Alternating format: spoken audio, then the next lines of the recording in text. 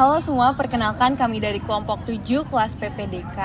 Pada yang terhormat Mbak Mira, perkenalkan saya Keisha Horanaswa dari jurusan Ilmu Kesejahteraan Sosial. Saya Naila Nurwahidah Ristiani dari jurusan Ilmu Kesejahteraan Sosial. Saya Najwa Bakis Alfati dari jurusan Kriminologi.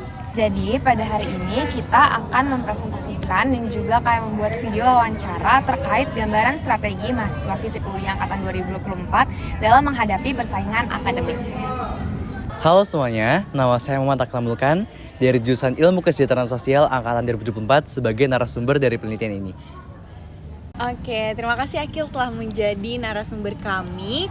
Jadi sebelum kita terjun lebih dalam lagi nih ya, bagaimana Akil bisa memaknai persaingan akademik di kampus ini, khususnya di kalangan mahasiswa FISIP UI Angkatan 2024. Nah, sekaligus Akil pernah nggak sih ngalamin yang namanya persaingan itu sendiri?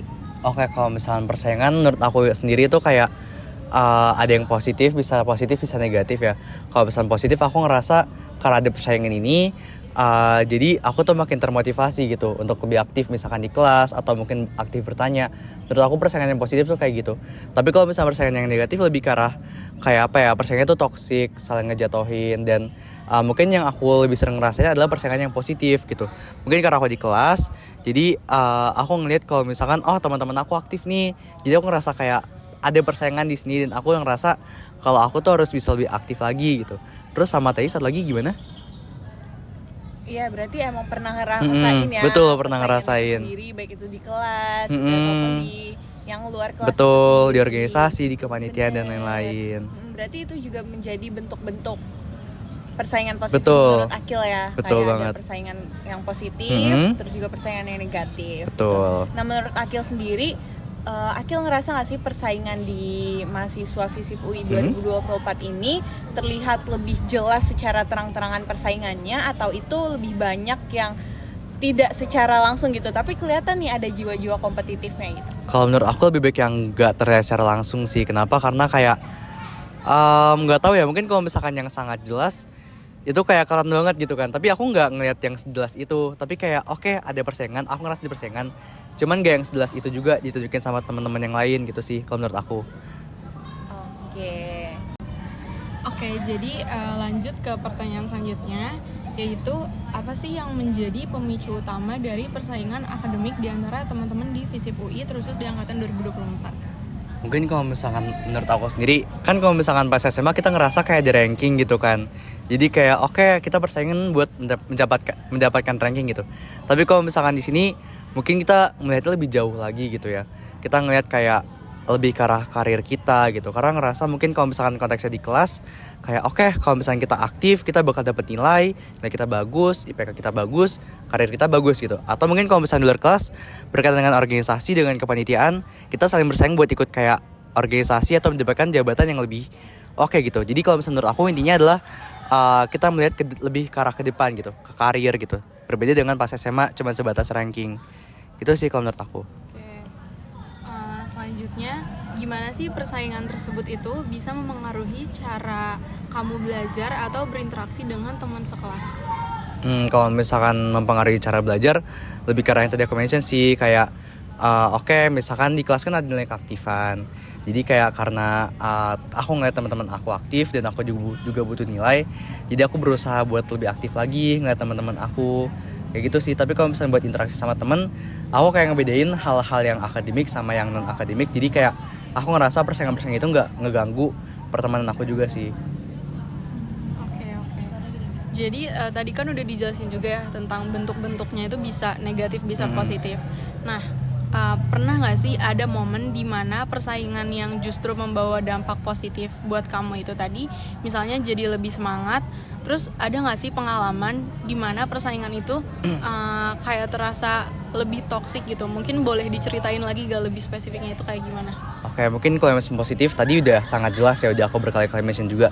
Tapi kalau misalkan yang negatif, mungkin yang lebih aku rasain lebih ke arah kayak jadi aku terlalu memberikan ekspektasi lebih ke diri aku.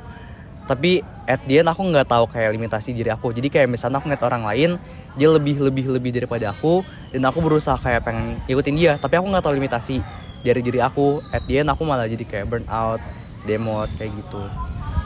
Oke, jadi ke pertanyaan selanjutnya nih. Kalau tadi kayak lu udah nyebutin apa aja persaingan-persaingan yang pernah dirasain. Tapi kalau misalnya nih kayak lu sendiri udah lagi dihadapin di situasi persaingan gitu, kayak misalnya lagi mau ujian atau kayak lagi ngerjain tugas yang kayak rebut-rebutan dapat nilai yang lebih bagus, kayak biasanya tuh apa yang kamu lakuin gitu kalau ada di situasi kayak gitu? Oke, kalau ditanya apa yang aku lakuin, tentu aja aku bakal bersaing secara positif gitu ya. Aku nggak yang negatif yang kayak jatuhin teman-teman aku dan lain-lain, tapi lebih ke arah kayak mungkin di salah satu matkul di Kesas juga ada yang kayak matkul ini harus banyak-banyakan nilai. Waktu itu di TLM gitu.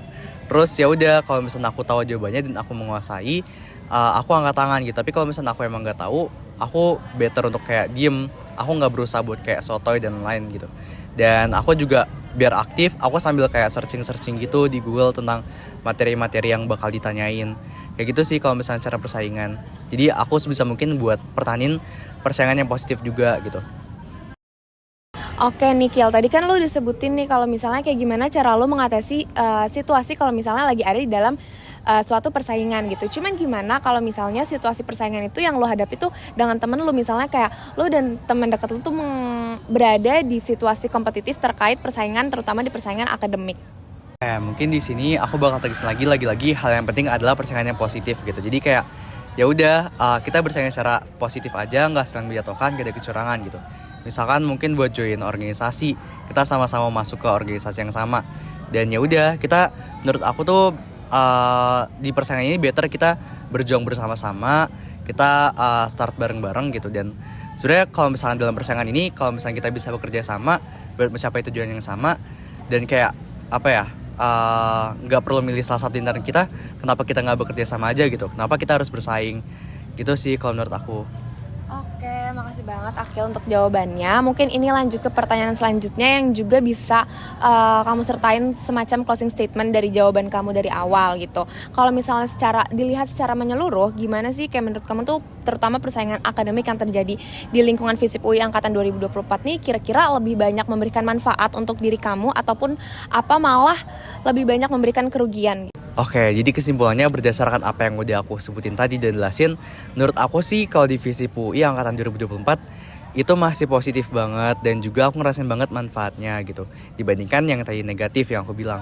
Karena aku jadi jadi bisa terpacu untuk termotivasi dalam belajar, dalam akademik gitu. Jadi itu benar-benar ada manfaatnya sih buat aku. Oke, terima kasih untuk Akil udah bersedia menjadi narasumber dalam penelitian hari ini. Sekian dari kelompok kami, terima kasih. Thank you guys. Thank you Akil.